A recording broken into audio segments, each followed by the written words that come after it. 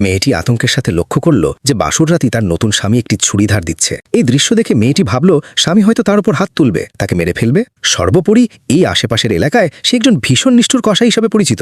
সবাই তাকে এড়িয়ে চলে এবং সে যেখান দিয়ে যায় সেখানেই একটা হুলস্থুল পড়ে যায়। স্বামীকে ধীরে ধীরে উঠে দাঁড়াতে দেখে মেয়েটি তার হাতে খুন হবার ভাগ্য মেনে নেবার জন্য প্রস্তুত হয়ে গেল। কিন্তু ঠিক তখনই স্বামী একটি চকচকের উপর চুরি বের করে তার দিকে বাড়িয়ে দিল এবং বলল যে এটি তার জন্য বিয়ের উপহার। আমার সাথে এসে তোমার অনেক কষ্ট হলো, আমি তোমাকে খুব ভালো রাখবো। এই কথা শুনে মেয়েটি কিছুক্ষণের জন্য বুঝতে পারছিল না যে সে আনন্দিত হবে নাকি দুঃখ পাবে। বাবা মা মারা যাবার পর থেকে সে সবসময় তার বড় চাচির বাড়িতেই থাকতো, যেখানে তাকে দিয়ে ইচ্ছা মতো খাটানো হতো এবং কেউ কখনো তাকে মানুষ বলে গণ্য করতো না। সে কখনো ভাবেনি যে আজ সে কোনো উপহার পাবে। আসলে মেয়েটির বাবা মা কেউ বেঁচে না থাকায় এই বিগত বছরগুলোতে সে তার বড় চাচির বাড়িতে আশ্রিত ছিল। খেয়ে জানতো যে সে বড় হতেই তার চাচি মাত্র 5 টাকা মানে 5 তোলার উপর মুদ্রা দিয়ে গ্রামের এই কসাইয়ের কাছে তাকে বিক্রি করে দেবে। মেয়েটি যখন এটা জানতে পারে সে নিজেও চমকে গিয়েছিল, কারণ এই বছরগুলোতে যখনই তার এই কসাইয়ের সাথে দেখা হতো সে ভয়ে দূরে লুকিয়ে থাকতো এবং টুং শব্দটিও করতো না। যে মানুষের দিকে সে কখনো মাথা তুলে তাকানোর সাহস পায়নি, আজ সেই তাকে 5 টাকা দিয়ে কিনে নিয়েছে। তাই মেয়েটিও মরার জন্য মনে মনে প্রস্তুতি নিয়ে রেখেছিল এবং কসাই কখন তাকে নিতে আসবে সেই অপেক্ষায় ছিল। মেয়েটি যখন তার সাথে বাড়ি যাচ্ছিল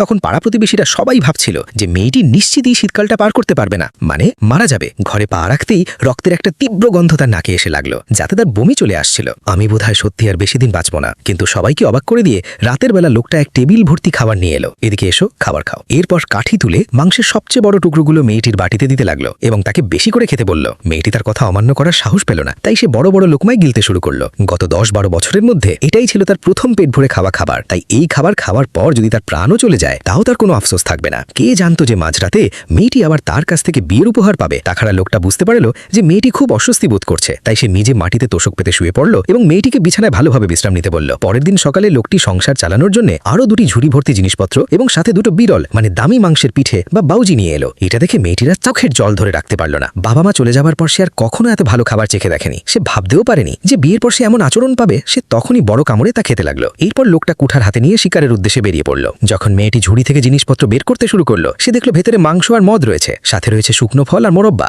যা সাধারণত কেবল ধনী পরিবারের লোকেরাই খেতে পারে। তার বুকটা হু হু করে উঠল এবং চোখ ফেটে আবার জল চলে এলো। নিশ্চয়ই বাতাসে ওরা বালি চোখে ঢুকে গেছে। হ্যাঁ, নিশ্চয়ই তাই। মেয়েটিও অন্যের সেবা নিয়ে বসে থাকার মতো মানুষ ছিল না। দুপুরের দিকে সে এক নাগাড়ে ঘরের মরিচা রসা রান্নাঘরটি ভিতর থেকে বাইরে সম্পূর্ণ পরিষ্কার করে ফেলল। সে মনে মনে ভাবল ভবিষ্যতে সে নিজের হাতে তার স্বামীর জন্য রান্না করে খাওয়াবে। কিছুক্ষণের মধ্যেই স্বামী এক বড় ঝুড়ি ভর্তি শাকসবজি আর ডিম নিয়ে ফিরে এলো এবং মেয়েটিকে সেগুলো সব রান্না করতে বলল। দাবি করল যে তার খাওয়ার খিদে অনেক বেশি, রান্নাবান্না করায় আমি সবচেয়ে পারদর্শী, শুধু বেশি করে রান্না করতে হবে। আপনি খাবার পর যা অবশিষ্ট থাকবে সেটাই আমার পেট ভরে যাবে। মেয়েটি তখনই কাজে লেগে গেল এবং অল্প সময়ের মধ্যেই সে এক টেবিল ভর্তি খাবার তৈরি করে ফেলল। কিন্তু খাওয়ার সময় হলে স্বামী নিজেই তাকে একসাথে বসে খাওয়ার জন্য ডাকলো, কিন্তু মেয়েটি নিয়ম ভাঙার সাহস পাচ্ছিল না। সংসারের কর্তাকে আগে খাবার শুরু করতে হবে।